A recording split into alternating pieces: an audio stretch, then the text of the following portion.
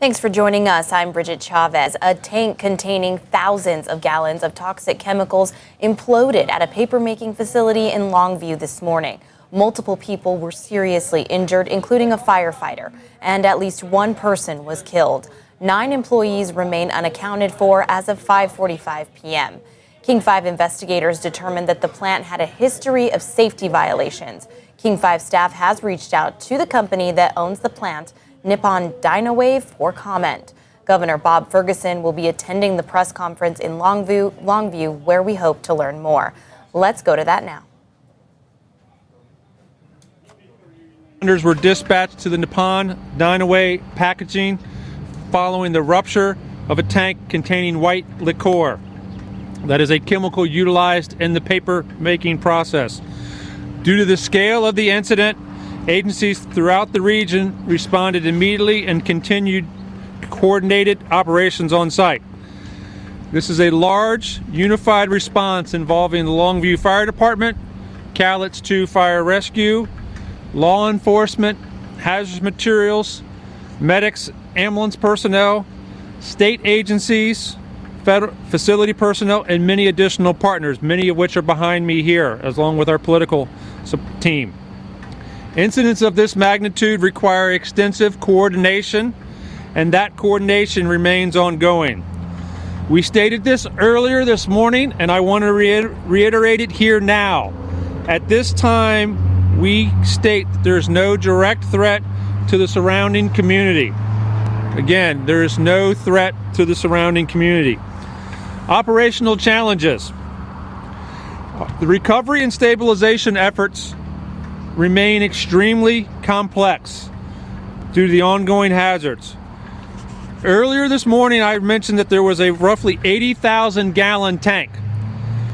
That information has been modified, and it is now approximately a 900,000 gallon tank of that white liquor process. After evaluations midday, we believe that there could be a potential of 90,000 gallons remaining in that tank.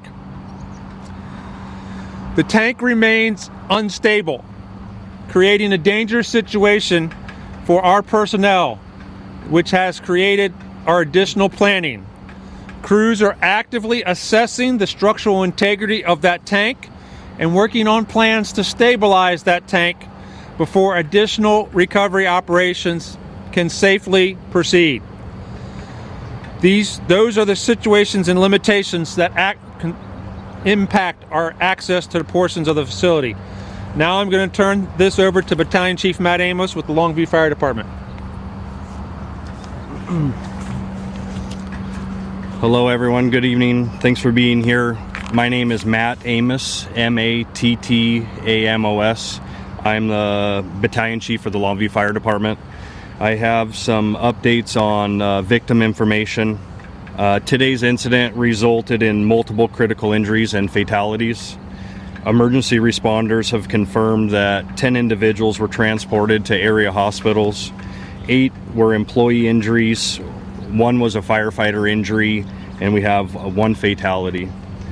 Officials can also confirm that there's currently 9 employees who remain unaccounted for. The recovery operations, they remain focused on safely accessing all affected areas of the facility, recovering victims, and supporting impacted families while ensuring responder safety.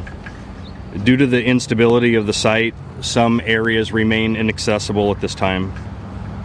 All impacted families have been notified as of a couple hours ago. Responder safety, 1 firefighter sustained injuries during the response operations and has since been treated and released. Safety remains a top priority for everyone operating at this scene. The current operations, numerous local, regional, and state agencies continue coordinating response and recovery efforts alongside facility personnel. Due to ongoing safety concerns, recovery efforts will resume tomorrow once conditions allow crews to safely continue operations. In closing, this has been an incredibly difficult day for our community and for everyone involved. We appreciate the professionalism and dedication of the responders working this incident under very challenging conditions. We also appreciate the patience and support of the community as operations continue.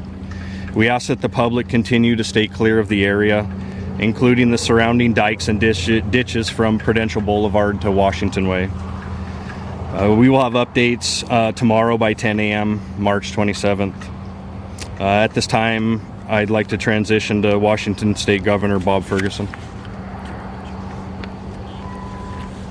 Thank you very much, and thank you all for being here. It's difficult always to find the words at a time like this, and as you've heard already from previous speakers, our thoughts and our prayers are with everybody impacted by this tragedy. So on behalf of the people of the state of Washington, I want all those individuals to know that we stand with you. We'll be here to do everything we can to help with the situation, and we'll be here as long as it takes. We also deeply appreciate the first responders and their tremendous work that they're doing and have been doing to deal with an extremely, extremely challenging situation. The main thing I want to emphasize is how much I appreciate, and I want the public to know, the extensive coordination that's going on at all levels of government with many partners, local, state, federal, and many other partners. We just came from very lengthy briefing and conversation from those partners. We were in a room together having a conversation, which was deeply helpful for me. And I want to share a few things that we're doing at the state level to assist with that cooperation. But again, I want the public to know everybody's working very hard together in full cooperation, which will help us get through this challenging time. So the state has mobilized to help. Our emergency management division has been in constant contact with local responders and offering support. We've mobilized the Washington National Guard Civil Support Team, which is now on site. They will assist, for example, the Department of Ecology with air monitoring. I've also directed the National Guard Homeland Response Force to be on site. This team can assist with search and recovery in a contaminated environment, as well as mass decontamination. The Department of Ecology and Labor and Industries are also on site. Department of Ecology is monitoring water quality, and L&I is ready to begin investigating after the first responders finish their very, very important work. The Department of Health is assisting with emergency medical logistics. I have leadership from all those divisions who are here today, joined us in these conversations to make sure we're doing everything we can as a state to support the important work that's going on here and being here for folks as they go through this extremely challenging situation. We will, of course, continue to monitor the situation and offer resources and support. I deeply appreciate all the cooperation. The state stands ready to continue that level of support. One of those key partners is, of course, our federal government. I deeply appreciate Senator Patty Murray being here, and along with the Congresswoman, making sure the federal government is a partner as they've been all along. And so I want to turn over now to our U.S. Senator Patty Murray. Governor, thank you very much. And first of all, I just want to express my thoughts, my prayers to all the victims, the survivors, the neighbors, the friends of everyone who's been impacted today. This is an amazing community of hardworking people, and a tragedy like this affects absolutely everybody. And I want you to know I am thinking of all of you and am here for you in any way that you need. Secondly, my gratitude to all of the first responders who have been on the scene since early this morning in a very dangerous situation, who are giving up their personal lives and commitment to make sure this community is safe. And thank you to each and every one of you who are doing that as well today. I want you all to know I'm in very close touch with the community leaders and the state leaders to make sure we are bringing forward any federal responders that we can to help in any way we can, including today EPA and Coast Guard that are here now, and more that stand ready to be helpful in any way that we can. I know there's a lot of questions about how all of this happened, and I want to assure you that we will all continue to pressure to get answers to those questions. This community deserves that. So again, on behalf of everyone here, I want to thank this community for being who you always have been, caretakers of each other. That's what this is going to require for many days to come, and we are your partners and at your side. With that, let me introduce to you your representative, Congresswoman Marie Gluesenkamp Perez, who's been here knows many of the people who have been impacted.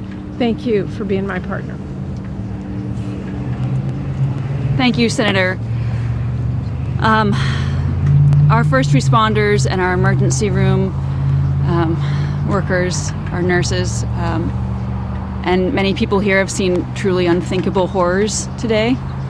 And so as we pursue the dual imperative of getting answers, I'm profoundly encouraged by how many people are checking in on each other. These are a tough people. These are a strong people. And underneath that requires the strength to ask how you're doing. Check in. Bring a casserole by. The neighborliness is what is going to bear out the strength to get the answers that we need here and to rebuild and protect our lives and our land and our community. It is unthinkable tragedy here today. And I think at the heart of all that we know and all we don't know is the knowledge of the goodness of people here. And that would lean on that. That's where accountability, that's where answers come from, that's where the strength to rebuild. And I'm encouraged by the people I've seen here today, the electeds, our first responders, our folks from the INE.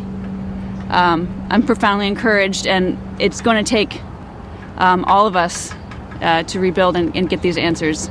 And with that, I'll turn it over to Senator Wilson, who's a nearby resident, as well as our state senator here.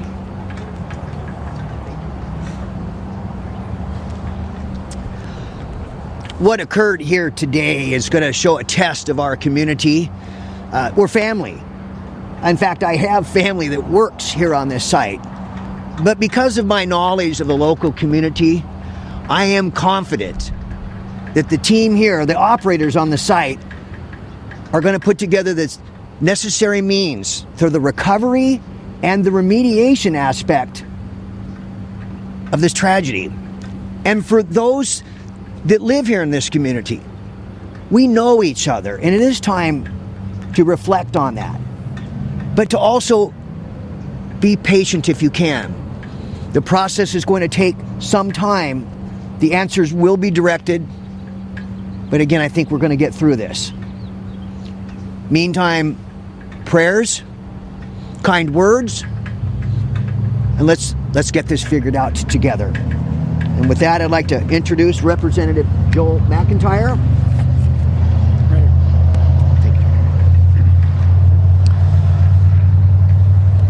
What happened today is a tragedy. Longview is a strong and resilient community, and it will recover. I would be remiss if I didn't acknowledge, though, that there are families today that have lost everything, and they never will be able to get back to normal. They will never recover. Such tragedies like this put things in perspective, that it could have happened to any of us or any of our families at any time. And I'm just going to hold my family a little tighter tonight in gratitude, because nobody thought that this morning their loved one wouldn't come back. In these times of this kind of uncertainty and tragedy, we sometimes need to zoom out and look at the bigger picture. A message was sent out from a local religious leader that I think puts it into better words than I can, and I'd like to close by reading his remarks. He said to his members of his church and the community in general, "It is with deep sorrow that we acknowledge the tragic chemical spill that occurred today at the Dynawave packaging facility in Longview. Our hearts are heavy as we consider the impact this incident has had on families, employees, emergency responders, and all those affected throughout our community. On behalf of our church, we extend our sincere condolences, love, and prayers to the individuals and families who are suffering during this difficult time. We especially pray for those who lost loved ones, those who were injured, those anxiously awaiting news about their loved ones, and all who are carrying the emotional weight of this tragedy. We're profoundly grateful for the courage and the service of first responders, medical personnel, plant employees, community leaders who acted swiftly under difficult and dangerous circumstances. Their efforts reflect the very best of compassion, sacrifice, and community service. In moments such as these, we are reminded that the strength of a community is found in the way we care for one another.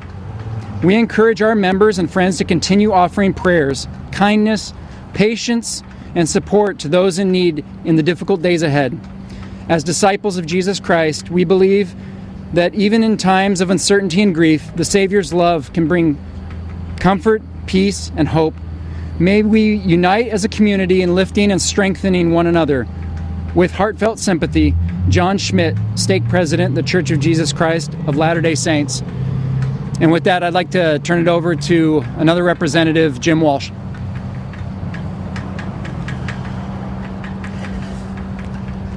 What a terrible day. But bad days like this are the test of our ability to come together and to remedy trouble, to get to the bottom of why these things happen and how we can better prevent them from happening again.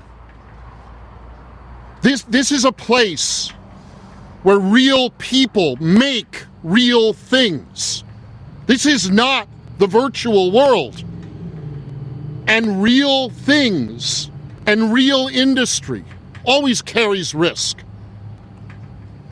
But it's our job to make sure that risk like this is well managed and to the extent it can be controlled. And I am so impressed with how people at all levels of government, from all sides of the spectrum, have come together to solve these problems today and for the next few days so that we can go forward more safely, more constructively, and more productively. What I ask the people out in the community is be careful about letting gossip run here. We're in the early day of figuring out exactly what happened and how, and figuring out exactly what we can do to prevent this from happening again. So let the process work. Let the responders work. And in time, we will know more precisely what happened and why. But for now, I think all of us are with those families that are waiting to get the answer. And I feel you, I see you, I know what you're feeling. And no one can feel it for you. We can't make it go away, but Godspeed. And know we care for you. I'm so impressed that the pulp and paper workers immediately have put together a facility for the family members to have a place to go and talk to each other if no one else. This is a community, and it is coming together. And at times like this, through sorrow, we see what is best in people. And I'm encouraged by that. And now to close up our comments, the mayor of Longview, Eric Halverson. Good afternoon. Thank you for being here. We're speaking to you today under incredibly grave circumstances. As our emergency teams continue their tireless work here, our community has entered a time of profound tragedy and deep mourning. On behalf of the entire city of Longview, our hearts are heavy. Our deepest prayers go out to the families, the loved ones, the co-workers who are experiencing unimaginable grief and pain today. To those families, we are with you. Know that your city stands with you. You're not alone. We will support you through the darkest days and weeks ahead. I want to extend my most profound gratitude to the first responders, the medical personnel, chaplains who have been on the ground since the first alarm sounded this morning. They're working tirelessly in highly complex and dangerous conditions, not only to stabilize the site, but to provide immediate care and spiritual comfort to the workers and families who are hurting. As you heard today, we are fully coordinating our response at every level of government Thank you, Governor Ferguson, Senator Murray, Representative Gluesenkamp-Perez, Senator Wilson, and Representatives McIntyre and Walsh. We are completely aligned on supporting Longview's families, protecting our workforce, and ensuring the full weight of local, state, and federal resources are deployed to assist our teams on the ground.